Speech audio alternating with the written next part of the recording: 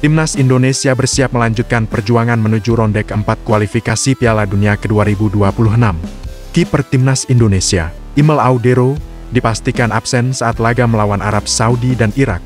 Lantas, siapakah penjaga gawang yang akan dipilih untuk menggantikan Imel Audero?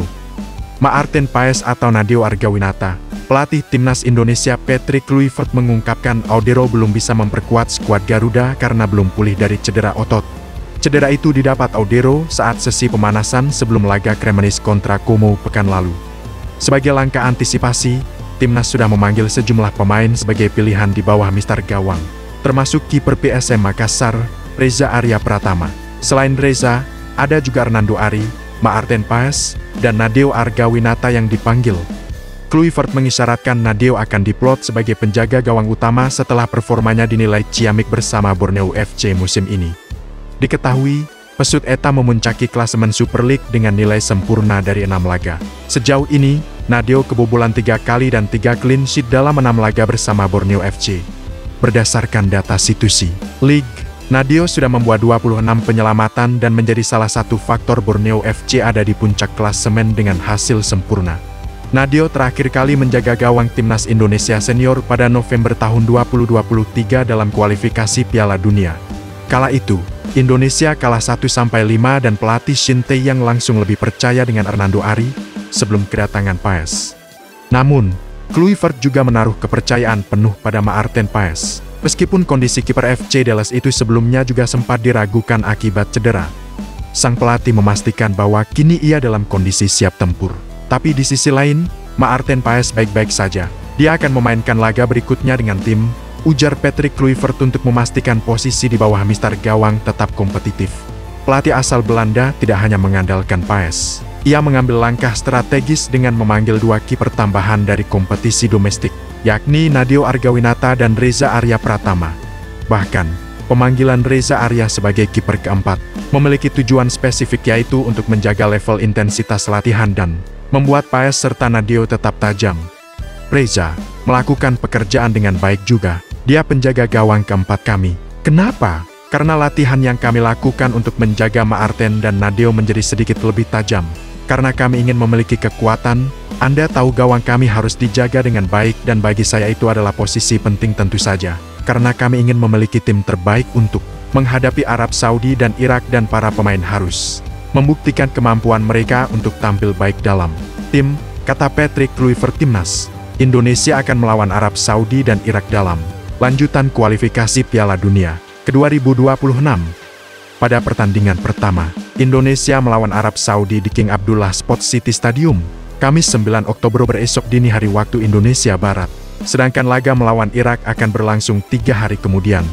Pelatih Timnas Indonesia, Patrick Kluivert berjanji akan membuat bangga negara saat menjalani ronde 4, kualifikasi Piala Dunia ke-2026.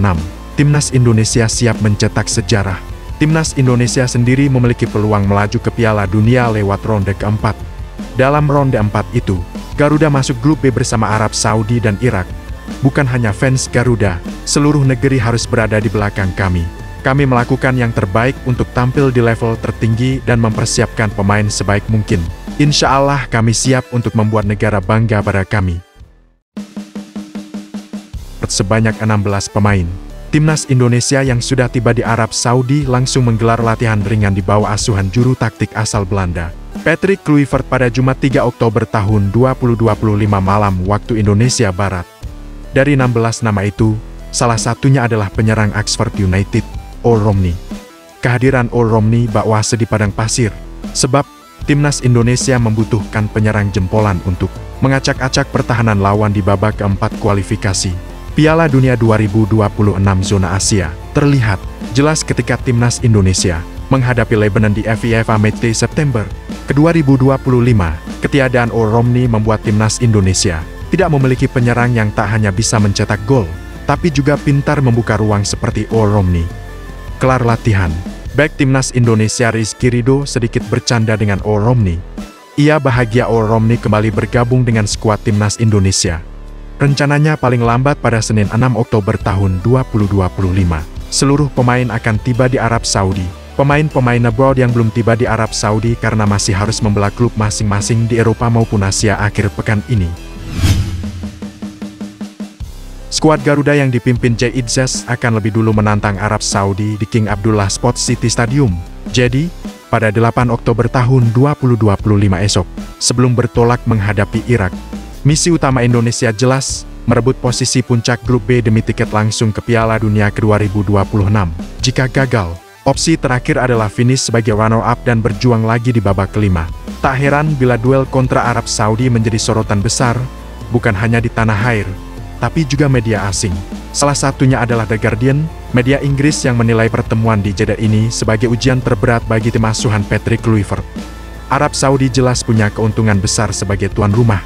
Atmosfer stadion yang penuh sesak dengan puluhan ribu supporter dipastikan menjadi dorongan moral ekstra bagi tim berjuluk The Green Falcon itu.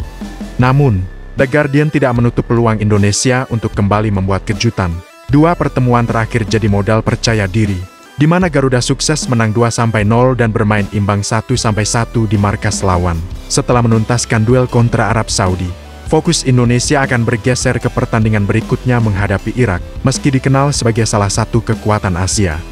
Performa Irak di kualifikasi kali ini dianggap belum meyakinkan. Ini ujian terbesarnya, menghadapi Arab Saudi di Jeddah ya. Semua pertandingan berlangsung di Arab Saudi dan tuan rumah memiliki waktu istirahat 6 hari di antara pertandingan.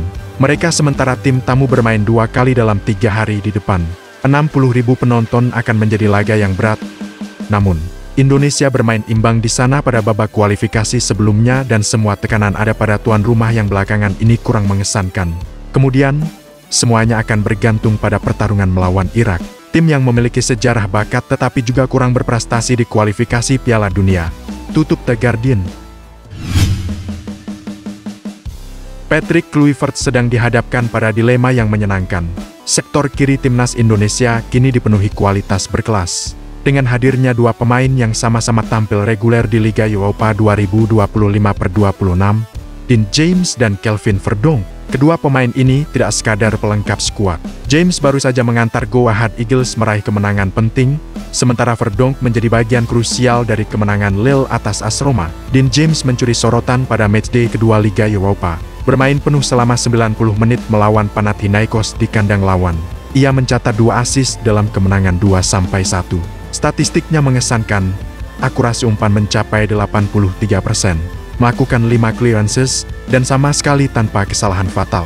Mentalitasnya pun terbukti, tak gentar menghadapi tekanan ribuan pendukung lawan. Dengan kontribusi ini, James mulai diperhitungkan sebagai salah satu bek kiri Asia paling produktif di Eropa. Opsi overlap dan crossing tajam membuatnya jadi senjata ofensif berbahaya. Berbeda dengan James, Kelvin Verdonk lebih mengandalkan ketenangan dan kedisiplinan bertahan.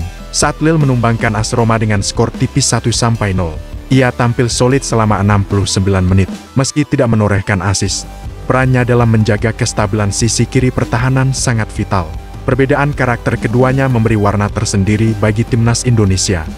James lebih agresif dan ofensif, sedangkan Verdonk menghadirkan keseimbangan defensif. Kombinasi ini menciptakan fleksibilitas taktis yang sebelumnya jarang dimiliki Garuda. Kini, tantangan Kluivert adalah menentukan siapa yang paling tepat diturunkan dalam tiap skenario pertandingan. Apapun pilihannya, timnas Indonesia jelas punya kedalaman luar biasa di posisi bek kiri. Kehadiran dua pemain Liga Eropa di satu sektor adalah kemewahan langka bagi tim Asia Tenggara, sekaligus menjadi modal besar menuju kualifikasi internasional mendatang.